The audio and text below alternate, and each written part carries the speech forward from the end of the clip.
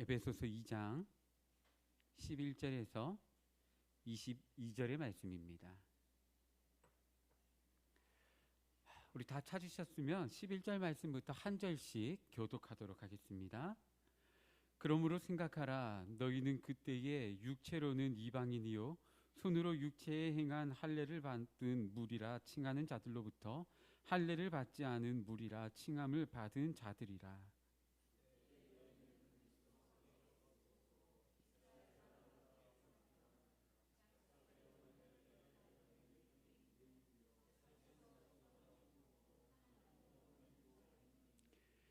이제는 전에 멀리 있던 너희가 그리스도 예수 안에서 그리스도의 피로 가까워졌느니라.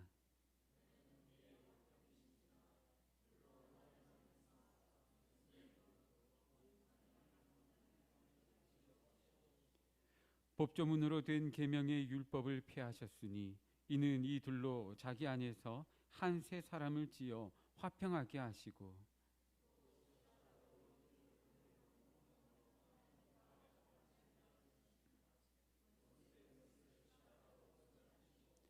또 오셔서 먼 데 있는 너희에게 평안을 전하시고 가까운 데 있는 자들에게 평안을 전하셨으니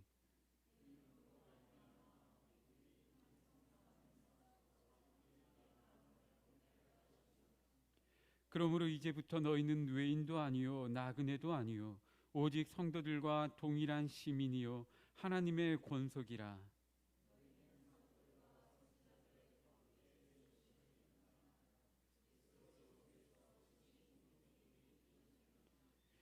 그의 안에서 건물마다 서로 연결하여 주 안에서 성전이 되어가고 너희도 성령 안에서 하나님이 거하실 처소가 되기 위하여 그리스도 예수 안에서 함께 지어져 가느니라. 아멘. 할렐루야. 오늘 이 오후 예배 가운데에도 하나님의 은혜와 또 하나님의 위로하심이 함께 하시길 간절히 소망합니다. 여러분, 우리 아까 찬양 중에 제일 마지막 곡 기억하시나요? 나의 평생에 단 한 가지 소원. 여러분들 이 찬양의 고백이 정말이신지 한번 여쭤보고 싶습니다. 그게 정말 여러분들의 소원이 맞으시고 또 정말 하나님을 만나기를 원하시고 또 정말 하나님을 가까이 하기를 원하시는지 한번 여쭤보고 싶습니다. 물론 그게 진짜냐 아니냐 이렇게 이야기하기 시작하면 우리는 한없이 부끄러워질 수밖에 없겠지만 그럼에도 불구하고 그런 우리의 마음의 소망들, 우리의 간절한 기대들, 하나님을 만나기를 원하는 우리들의 마음을 하나님께서 잘 아시리라고 믿습니다. 그렇다면 우리는 언제 어디로 어떻게 하나님을 만나고 또 가까이 할 수 있을까요? 오늘 함께 말씀을 통해서 그 하나님이 계신 곳 또 우리가 나아가야 할 그곳으로 더 가까이 나아갈 수 있는 귀하고 복된 은혜가 있기를 간절히 소망합니다. 구약 시대를 기준으로 보면요, 하나님이 계신 곳 그곳을 성막 혹은 성전으로 표현을 합니다. 성막을 우리가 조금 살펴보자면요, 우리 성막 사진 하나만 좀 띄워주시겠습니까? 네, 여기 성막 모형인데요, 동쪽으로 나 있는 문이 있고 이렇게 울타리가 쳐져 있습니다. 이 동문을 통해서 들어가면 뜰이 나옵니다. 이 뜰에는 번제단이 있고 물두멍이 있습니다. 그리고 이 뜰을 지나서 저기 천으로 덮여 있는 저 거물로 들어가면요, 성소라는 곳이 나옵니다. 성소에는 금촛대와 떡상, 분향단이 있습니다.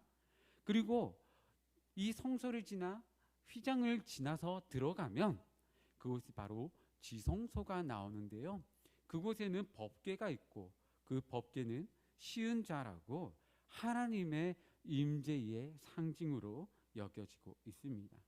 즉 하나님께서 임하시는 곳은 성막 중에서도 지성소다라고 할 수 있겠죠. 그런데 오늘 한 가지 말씀을 볼 텐데 어떤 말씀에서는 조금 다른 이야기가 나오고 있습니다. 우리 시편 65편 4절 말씀입니다. 우리 함께 읽겠습니다. 주께서 택하시고 가까이 오게 하사 주의 뜰에 살게 하신 사람은 복이 있나이다. 우리가 주의 집 곧 주의 성전의 아름다움으로 만족하리이다. 아멘. 주께서 택하시고 가까이 오게 하신다라는 이 말은 어떻게 보면 참 설명이 필요 없을 말 그대로 은혜가 되는 말씀입니다. 그런데 여기에서 주의 뜰이라는 이 말은 조금은 의아합니다. 앞서 이야기했듯이 하나님의 임재는 지성소에 있기 때문입니다. 그런데 왜 하나님은 지성소가 아닌 주의 뜰이라고 말씀하시며 그곳에 나오는 자가 복되다라고 말씀하고 계실까요? 기껏 택하시고 가까이 오게 하셔서 지성소가 아니라 주의 뜰에 거하게 하실까요? 그리고 그 사람이 복 있다라고 말씀하시는 것일까요? 우리 함께 주님이 말씀하시는 그 주의 뜰로 가보겠습니다.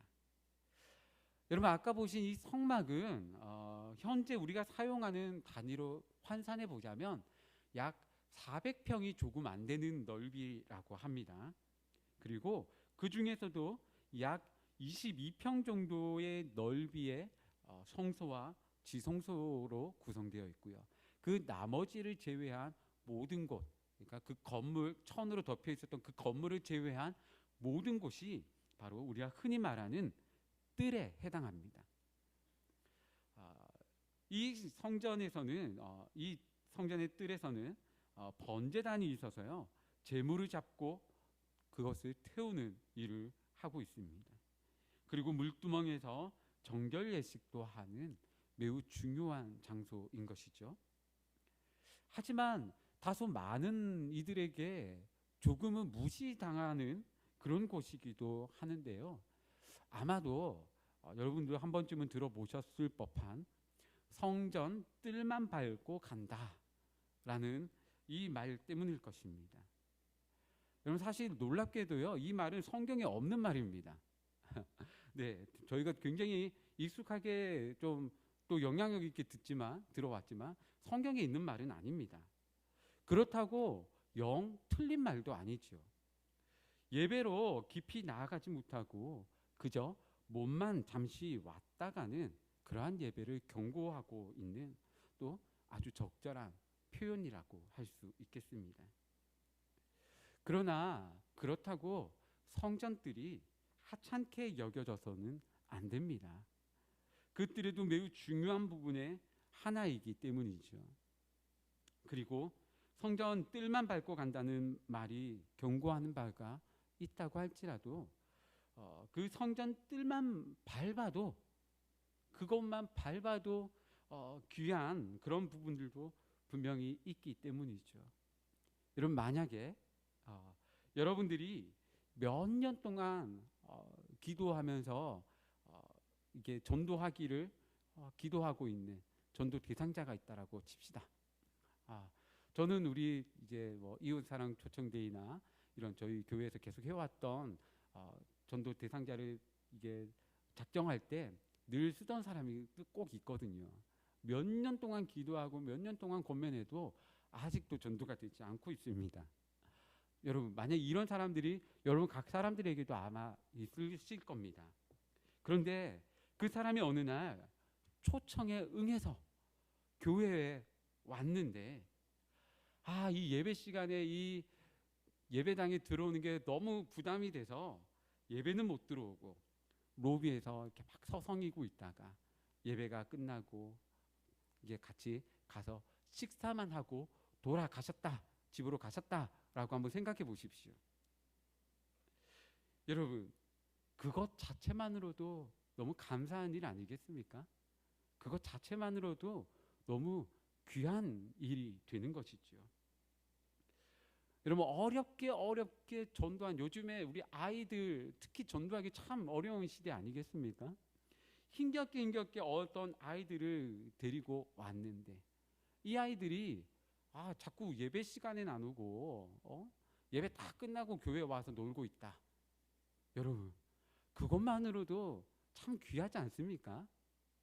그렇게 그 아이들이 와서 교회를 즐겁게 여기고 이곳에서 사람들과 친해지고 이곳이 익숙해지고 즐거워지기 시작할 때 그 아이들이 또 제 시간에 와서 예배하게 되겠죠.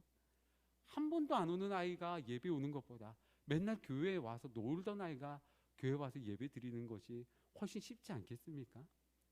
그렇게 성전 뜰만 밟아도 귀하게 여겨지는 때도 분명히 있겠습니다. 그것만 해도 참 눈물나게 귀하지 않습니까? 앞서 본 시편의 말씀처럼 하나님이 택해 주시지 않으시면요, 이 뜰에도 오는 것은 쉬운 일이 아닙니다. 그러니 성전 뜰은 아무나 밟는 것이 아니라는 것이죠.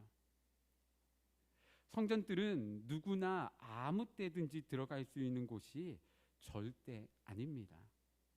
그렇다면 누가 들어갈 수 있을까요?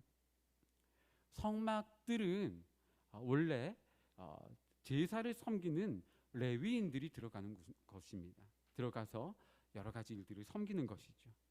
오늘의 상황에 이것을 좀 비유해 보자면 똑같지는 않겠지만 비유를 해보자면 이 예배들은 예배의 현장이라고 말할 수 있을 것입니다. 이 예배의 현장에는 하나님의 선택된 백성, 즉 성도들만이 들어갈 수 있습니다. 그것이 바로 예배의 현장, 예배의 뜰입니다.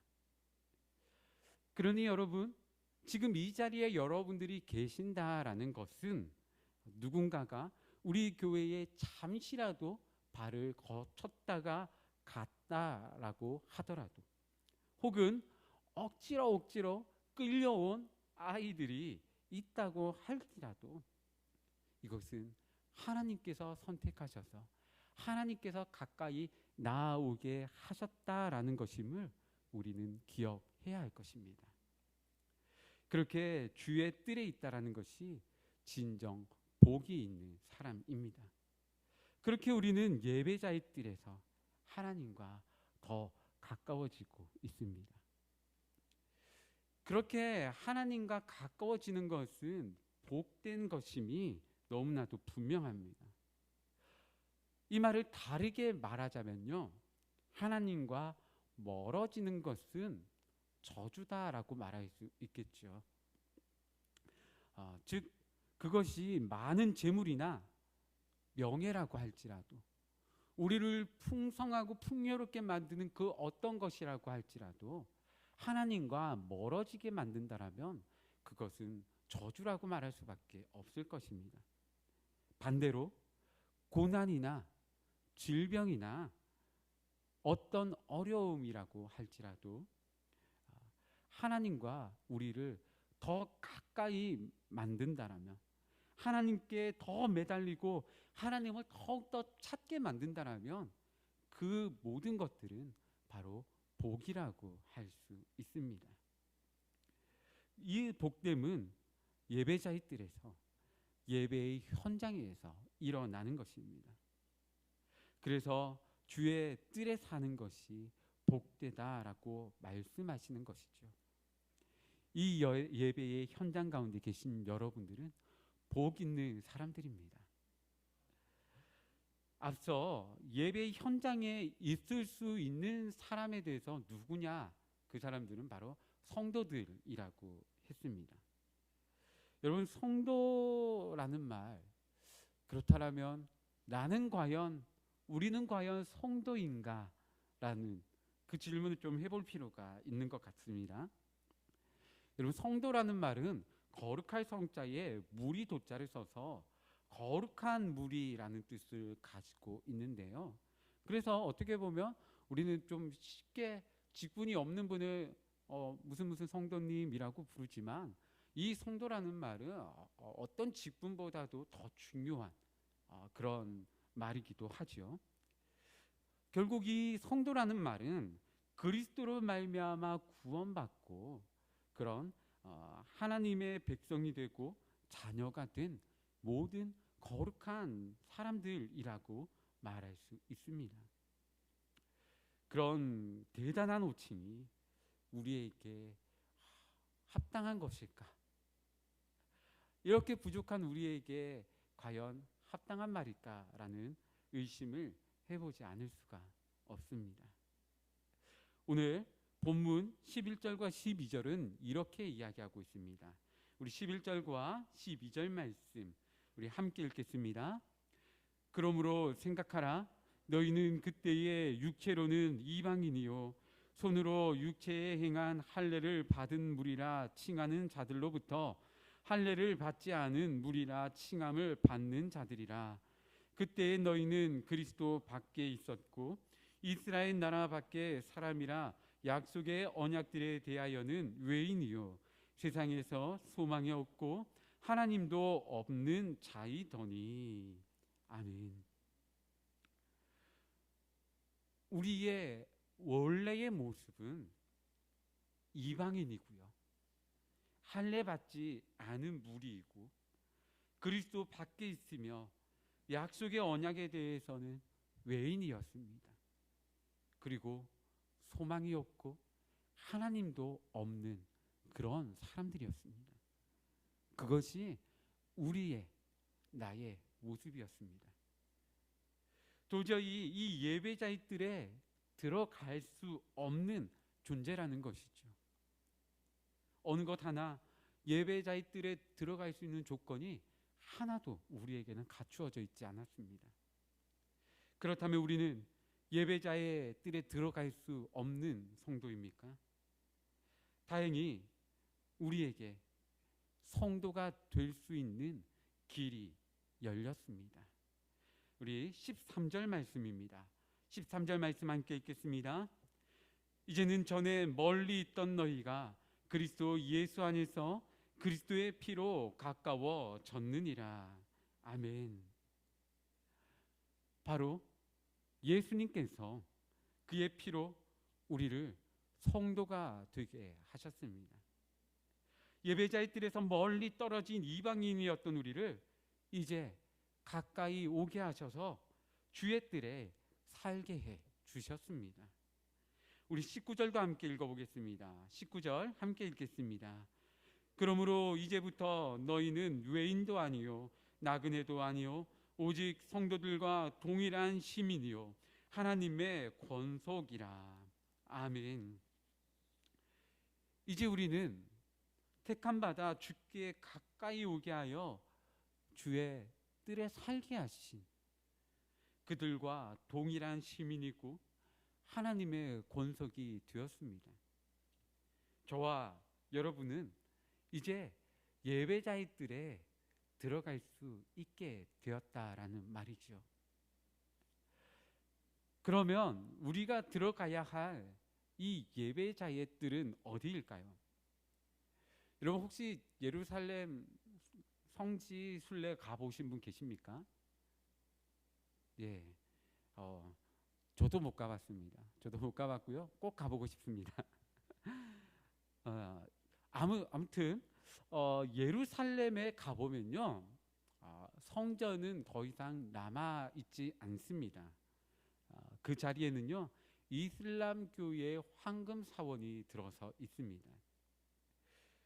다만 성전의 한쪽 벽으로 여겨지는 곳만 남아 있어서 성전이 파괴된 것을 슬퍼하면서 통곡의 벽이라 부르며 그곳에서 유대인들이 기도하고 있는 것들을 우리는 볼 수가 있습니다. 성막은 더더욱 남아있지도 않습니다. 그렇다면 어느 시온주의자들의 주장처럼 성전이 재건되어야 하는 것일까요? 그래서 예배자의 뜰이 있어 우리가 그곳에 가서 예배 드릴 수 있어야 하는 것일까요? 꼭 그렇지만은 않습니다. 우리 고린도전서 3장 16절 말씀입니다. 우리 함께 읽겠습니다. 너희는 너희가 하나님의 성전인 것과 하나님의 성령이 너희 안에 계시는 것을 알지 못하느냐. 아멘.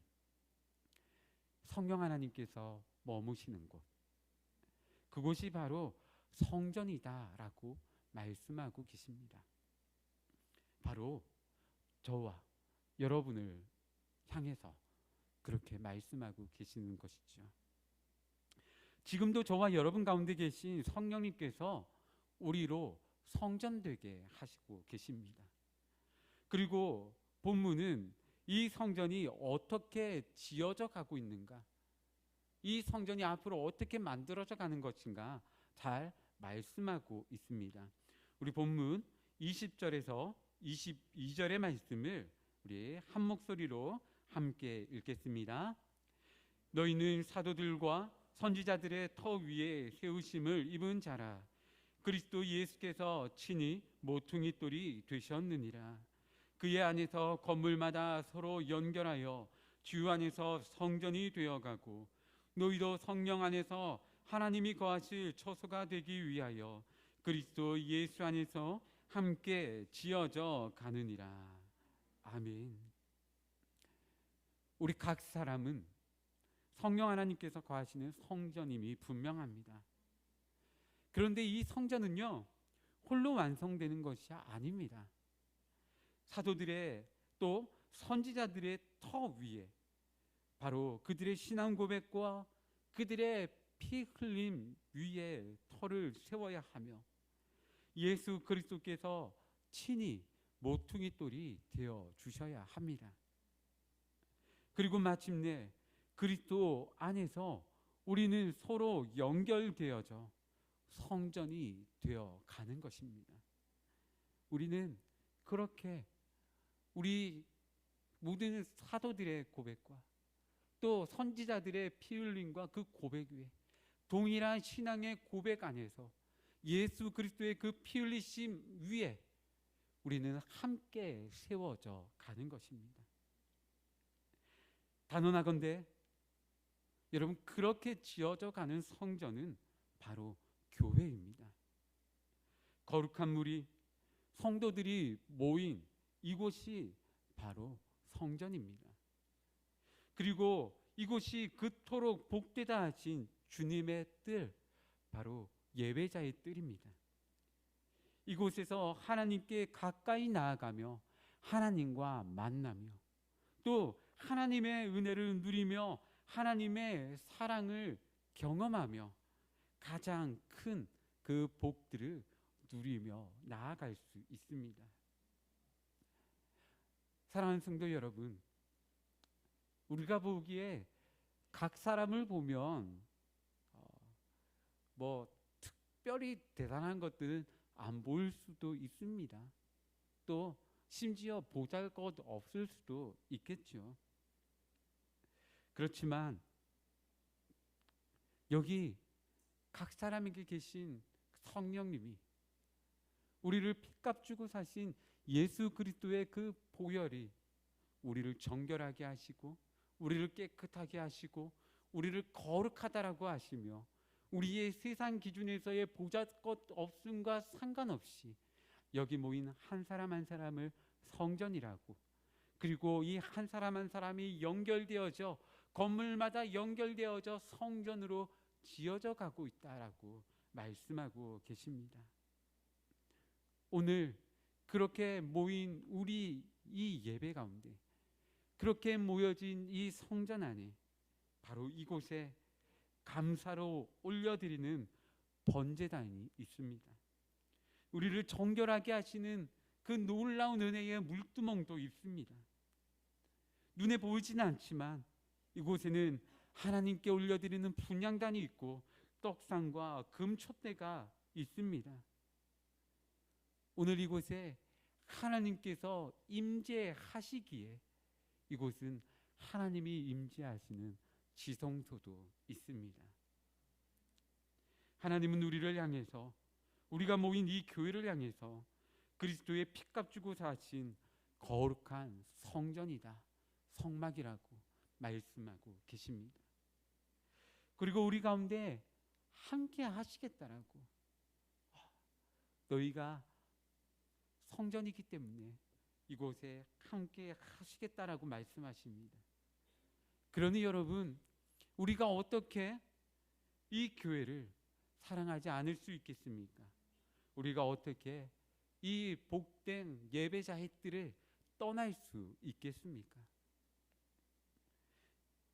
성경은 주의 뜰에 살게 하신 사람은 복이 있다라고 말씀하고 있습니다.